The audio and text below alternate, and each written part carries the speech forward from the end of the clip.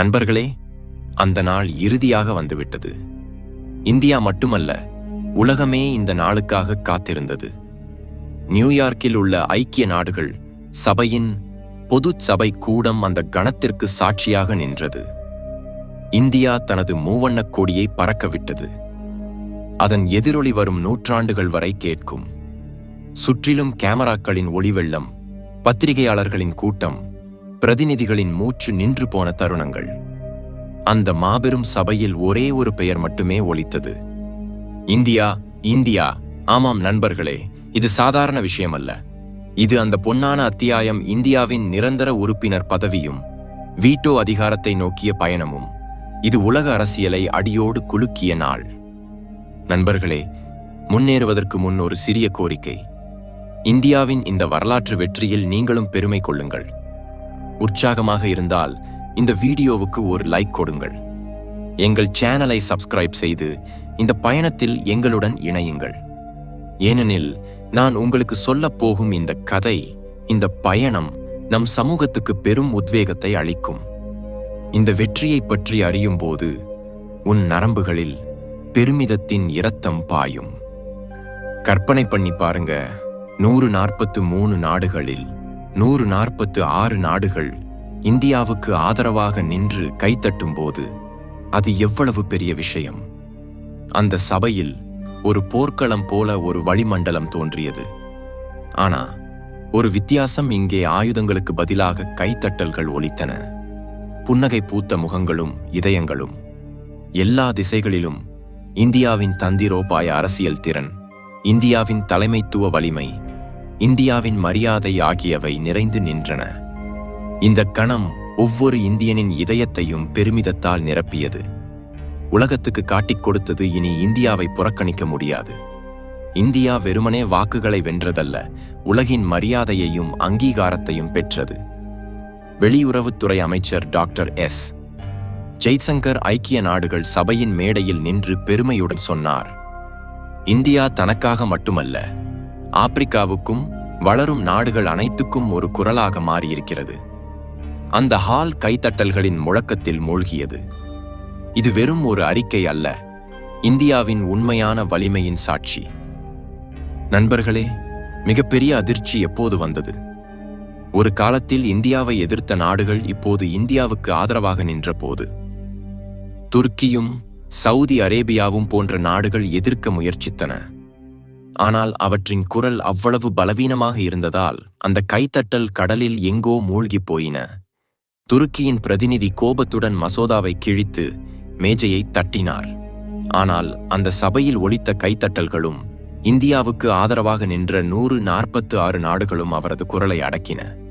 அதே நேரத்தில் Saudi Arabia தோல்வியை உணர்ந்து மௌனமாக உட்கார்ந்திருந்தது. இப்போது வருது ஒரு ட்விஸ்ட். இந்தியாவுக்கு எதிராக சதி செய்த அதே சீனா இந்த முறை இந்தியாவுக்கு ஆதரவாக நின்றது. யோசிச்சு பாருங்க, 10 தசாப்தங்களாக இந்தியாவின் பாதையில் தடைகளை விதைத்த சீனா இப்போது சொன்னது: இந்தியாவின் குரல்தான் உலகின் குரல். இந்தியா இல்லாமல் ஐக்கிய நாடுகள் சபைக்கு அர்த்தமில்லை. நண்பர்களே, இந்த காட்சி ஒரு சினிமா காட்சிக்கு கொஞ்சமும் குறைவில்லை. அந்த நிமிடம் வரலாற்றின் கதவுகளை திறந்த நிமிடம். அதனுடன் உலக அரசியலின் கோணம் முழுவதுமாக மாறிவிட்டது. இப்போ ஒரு விஷயத்தை பார்ப்போம்: வீட்டோ அதிகாரம். இது மிகப்பெரிய வலிமை. இதற்கு முன்னால் சூப்பர் பவர் நாடுகளும் தலைகுனியும். வீட்டோ அதிகாரம் என்றால், ஒரு நிரந்தர உறுப்பினருக்கு ஒரு மசோதா பிடிக்கவில்லை என்றால் அந்த ஒருவரால் அதை தடுக்க முடியும். இதுவரை இந்த வலிமை அமெரிக்கா, ரஷ்யா, பிரிட்டன், பிரான்ஸ், சீனா ஆகியவற்றிடம் மட்டுமே இருந்தது. ஆனால் இப்போது இந்தியாவும் இந்த பட்டியலில் சேரப்போகிறது. நண்பர்களே, இந்தியாவுக்கு வீட்டோ அதிகாரம் கிடைத்தால் ஒரு நிமிஷம் யோசிச்சு பாருங்க. எண்ணெய், வாயு ஒப்பந்தங்கள், உலகளாவிய வர்த்தகம் அல்லது பாதுகாப்பு கவுன்சிலின் பெரிய முடிவுகள் எல்லாவற்றிலும் இந்தியாவின் தாக்கம் இருக்கும். இங்கே தொடங்குது உண்மையான டிராமா. இந்தியாவின் இந்த வெற்றி துருக்கியையும் சவுதி அரேபியாவையும் பெரும் வேதனையில் ஆழ்த்தியது. செய்திகளில் சொன்ன மாதிரி துர்க்கி இந்தியாவின் போர்க்கப்பலான INS திரிகோனை மிரட்ட பார்த்தது. ஆனால் இந்தியா சர்வதேச விதிகளை காட்டி துருக்கியை எல்லோர் முன்னிலையிலும் கேலிக்கு உள்ளாக்கியது. அங்கே சவுதி அரேபியாவும் இருக்கு. அது சமீபத்தில் இந்தியாவுக்கு எதிராக பேசியிருந்தது. இப்போ அது உதவியற்ற நிலையில் மௌனமாக உட்கார்ந்திருக்கு. இந்த வெற்றி வெறும் வாக்கெடுப்போடோ அரசியலோடோ நிற்கவில்லை. இதன் தாக்கம் உலக பொருளாதாரத்திலும் பாதுகாப்பிலும் விழும். ஒரு காலத்தில் இந்தியா மீது வர்த்தக அழுத்தம் கொடுக்க முயற்சித்த அமெரிக்கா இப்போது இந்தியாவுடன் நிற்கிறது.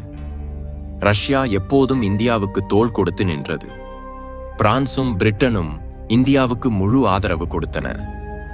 இதன் பொருள் தெளிவு. இப்போது அந்த 5 நிரந்தர உறுப்பினர் நாடுகளில் யாரும் இந்தியாவுக்கு எதிராக நிற்க மாட்டார்கள். இந்தியா இப்போது ஆசியாவில் மட்டுமல்ல, உலகத்தின் மையமாக மாறியிருக்கிறது. 128 நாடுகள் இந்தியா முன்மொழிந்த மசோதாவுக்கு ஆதரவு கொடுத்தன. அதில் சவுதி அரேபியாவை கடுமையாக கட்டுப்படுத்தி அதை மௌனமாக்கியது. இந்தியா இப்போது அப்படி ஒரு வலிமையாக மாறியிருக்கிறது. பெரிய பெரிய பொருளாதார பேரரசுகளை அசைக்கக்கூடியவர். சோஷியல் மீடியாவில் இந்த செய்தி வந்தவுடன் இணையம் முழுவதும் இந்தியாவின் தந்திரோபாய தலைமைத்துவத்தை புகழ்ந்து நிரம்பியது.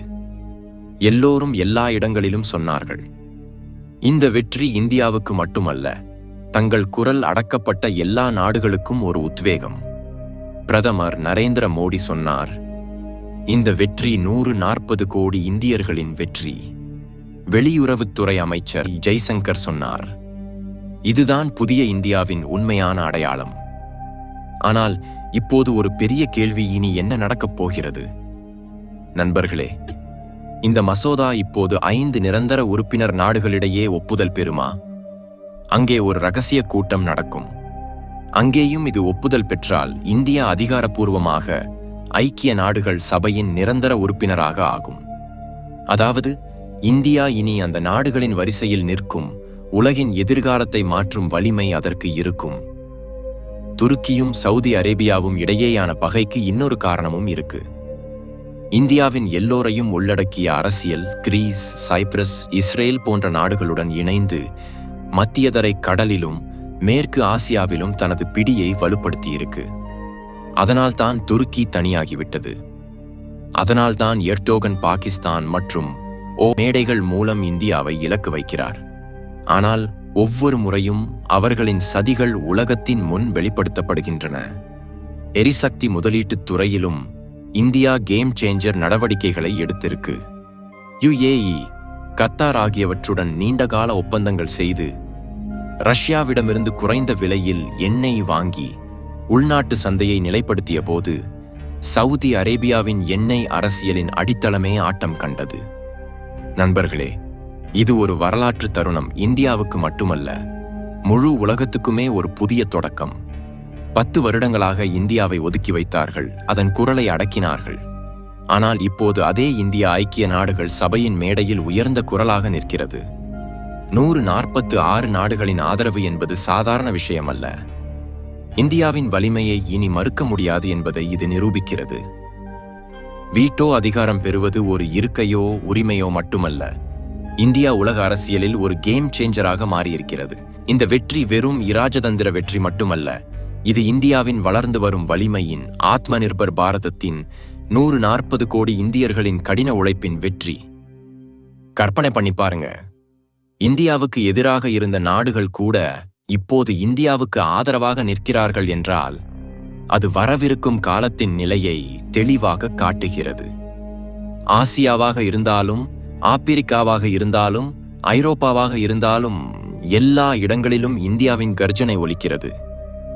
இந்தியா இப்போது ஒரு நாடு மட்டுமல்ல, சுதந்திரமாக உயர்ந்த எல்லா குரல்களின் சின்னமாக மாறியிருக்கிறது. அதனால்தான் இந்த வெற்றி வரவிருக்கும் காலத்துக்கு ஒரு பெரிய அடித்தளம். இப்போது உலகம் ஒப்புக்கொள்ள வேண்டியிருக்கும் இந்தியா வெறும் ஒரு பார்வையாளன் அல்ல, முடிவெடுப்பவனும் கூட. இந்தியாவுக்கு வீட்டோ அதிகாரம் வந்தால் அது தனக்காக மட்டுமல்ல, நீதியையும் சமத்துவத்தையும் விரும்பும் எல்லா நாடுகளுக்காகவும் போராடும். இதுதான் புதிய இந்தியாவின் உண்மையான உருவம். இந்தியாவுக்கு நட்பை எப்படி பேண வேண்டும் என்பது தெரியும். எதிரிகளின் சதிகளை எப்படி தோல்வியடையச் செய்ய வேண்டும் என்பதும் தெரியும். உலகத்தை சரியான பாதையில் நடத்தவும் தெரியும்.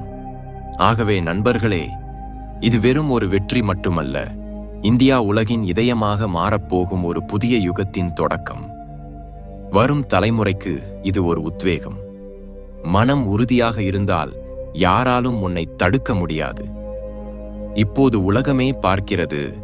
இந்தியா எழுந்து கவனமாக முன்னேறுகிறது. இனி யாராலும் அதை தடுக்க முடியாது. நண்பர்களே, இந்த வீடியோ உங்களுக்கு எப்படி இருந்தது? பிடிச்சிருந்தா ஒரு லைக் கொடுங்க. மேலும் தகவல் நிறைந்த வீடியோக்களுக்கு எங்கள் சேனலை இப்பவே சப்ஸ்கிரைப் பண்ணுங்க. பக்கத்துல இருக்கிற பெல் ஐகானையும் ஆக்டிவேட் பண்ணுங்க. அப்போ எங்க வீடியோக்களை மிஸ் பண்ணாம முதல்லயே பார்க்கலாம். நன்றி நண்பர்களே, பார்த்ததுக்கு நன்றி. இவ்வளவு நேரம் பார்த்திருந்தா இந்த வீடியோ உங்களுக்கு பிடிச்சிருக்குன்னு நினைக்கிறேன். திரையில தெரிகிற இந்த வீடியோவும் நிறைய தகவல்களோட இருக்கு. ஒரு கிளிக் பண்ணி பாருங்க.